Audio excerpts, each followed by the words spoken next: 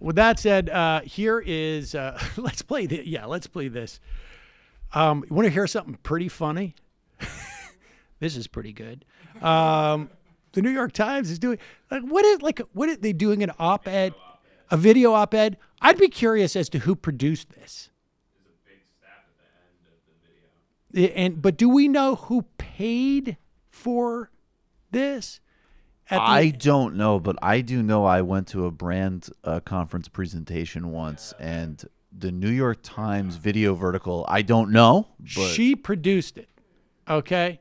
Now, here's the thing. This could be native advertising for sure. A little advertorial, perhaps, for the opposition. Well, let's dig into that afterwards, because I think that's relevant in some respects, frankly. But here we go. There is total chaos in Venezuela. Hunger, lack of medicine, and latest, nearly the whole country had a blackout. But most of the conversation in the States focuses on what Trump is doing about Venezuela, and rumors are spreading that the U.S. is considering military intervention. All options are open. Pause it. Are rumors spreading? What do we mean by that? I mean, we have government officials saying we're not taking it off the table. I think it's been reported that there are, it's not rumors, but go ahead. This movement on the American left against any U.S. involvement in Venezuela is gaining traction. We've got Noam Chomsky, Roger Waters, Oliver Stone, Boots Riley, Ilhan Omar, AOC, Jill Stein, and Bernie. Why have you stopped All right, short now pause of it for 1 second. Just imagine, do you think the New York Times would allow an opinion piece that attributed the right, the position on the right to like John Voight, and to people who don't have any type of political power? Now, for talk radio, for instance, on the right has legitimate political power. You have politicians who go and basically kiss the ring. But Boots Riley, I like his movies, but Boots Riley is not, is not a political powerfully figure. Do you remember when Nancy Pelosi said if the coup releases another album where they say I'm too close with Silicon Valley, I'm done? Right. But in the absence of real leftist leaders, we look to celebrities. It's bad. No, but the point, right. But the point in the context of this is that with the exception of Bernie, this is a ludicrous, or an Ilhan Omar, she's doing a list of one Oliver Stone irrelevant presidential candidate, and then a bunch of cultural figures that are great, but not it's the exact same technique that we just saw by bringing out, we're going to have an actress on to talk about why we should not invade Iraq. Precisely. As if there's no one else out there. You don't know how to feel about this topic, but you do know how to feel about these people. Right, exactly. AOC, Jill Stein, and Bernie. Why have you stopped short of calling Maduro of Venezuela a dictator? Well, and of course, we've got this lovely guy. Donald Trump, hands up Venezuela. It is not a good look when your slogan is co-opted by a tyrannical dictator. Now, Trump usually loves authoritarians, but this time it seems like it's the liberals who are siding with one. Now, I am not a pro-Trump military hawk. For reference, my spirit animal is Ruth Bader Ginsburg. Yeah, who are you? But this movement is dangerously glorifying a brutal dictator and promoting inaction. And that is the worst combination for ordinary Venezuelans. Pause it. Promoting inaction. It is promoting inaction. This notion that we have in this country that we necessarily can fix everything. That it is our responsibility to fix everything. Not just anything, but everything. Not one thing or some things, but everything. That we have the ability to do this, despite the fact that we have an incredibly long history of effing things up and making them worse. Regardless of what you think is going on in Venezuela, and it's obviously in contention, the idea that we have the ability to fix it is not founded in any historical assessment of what we have done in the past. Let me also Maybe to the contrary. However, well, also work for who? I'm sure that the plans we have work for this person's family. Like, that is the point. Spoiler alert, Michael. Right. I know. I'm sorry we're stepping on the lead here, but just like one of the ways you can look at what's happening in Venezuela with all of the usual stipulations and caveats about Maduro and the failures of Bolivarian government right now is the still massive class and racial stratification of who opposes and supports a coup there. And frankly, just as you can say there's quadrants of people in the United States who voted for a, in my view, absolutely awful candidate like Hillary Clinton because they also still understood that their material interest is better represented by the Democratic Party. Same situation here. Ordinary Venezuelans. First off, if you look closely at these protests, it's very unlikely you'll bump into, an actual Venezuelan. Where are you from? Where am I from? Yeah. Here. Where are you from? Where are you from? Trust me, if this was Wait, an where actual is this Venezuelan footage from?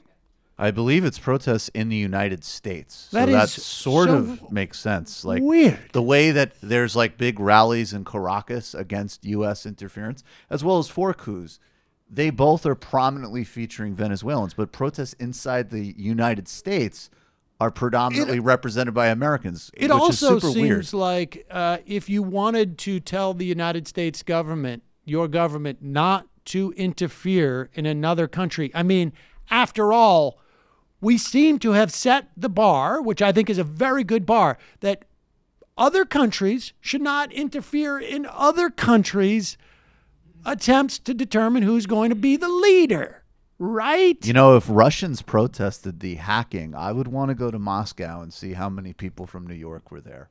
Because if they're not there, it's bullshit. That's bullshit. If this was an actual Venezuelan protest, it might look more like this.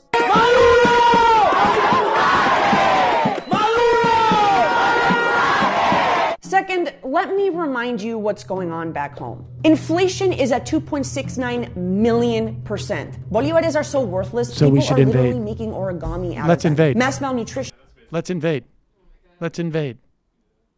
We could also, I guess, do the Ro Khanna option, which is the immediately relieve some of the suffering by lifting sanctions. Yeah. There are things that the U.S. could do to help, but they're not involving the military.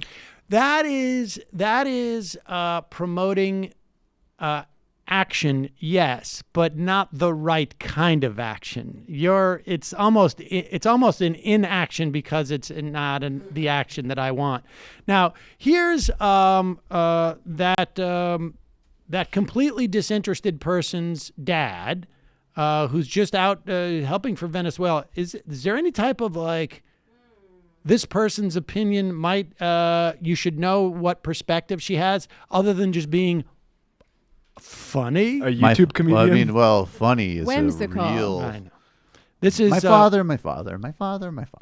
This is the daughter of Ricardo Hausman, Jennifer Hausman, or Joanna Hausman. She was the comedian who provided that funny opinion piece, and her dad just coincidentally was named to be the country's representative to the Inter-American Development Bank by Juan Guaido. That name sounds really familiar to me. Oh, he's the guy who wants to replace Maduro.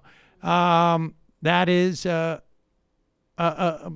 pretty rich. The apple doesn't fall far from the tree, What does a it? coincidence. Did she just declare herself the top drawing comedian in the country? There you go. It's like, I just outsell everybody. She really tipped her hand elsewhere in the video when she also criticized Chavez, because Chavez had massive support from the poor people of Venezuela. And her dad, in addition to what he's doing now, was the economics minister for the Perez austerity government that came before Chavez, that he tried to overthrow, and then eventually he just won multiple elections in a row. So Yeah, but how many members of the Chavez administration like her YouTube video? Now, this is pretty cool.